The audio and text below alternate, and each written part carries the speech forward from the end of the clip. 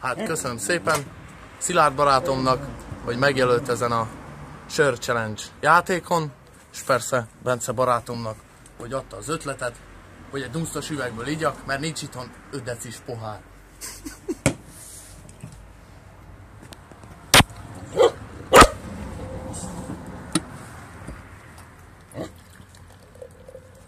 Látom, te is tudsz sört csapolni, bazd meg.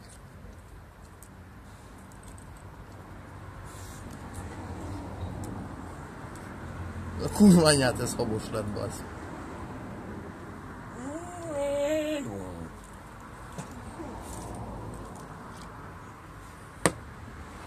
Önts bele az egészet, fejjel lefelé fordítsd, lássák, hogy semmi nincs már a dobozba. Hát jó, de menjen le a hab.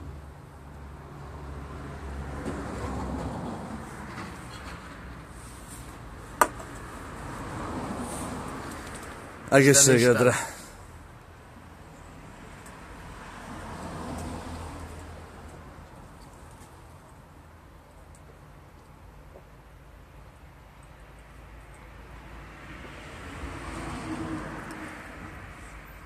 Na még azt a maradékot gyorsan, gyorsan, gyorsan!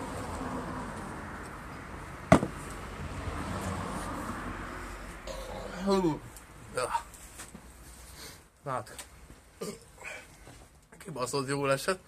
Szeretném megjelölni a videóm Szabó Gergő barátomat, Hajdú Péter barátomat és Boldizsárt, a 3 legnagyobb alkoholistát itt Velencén. Köszöntem.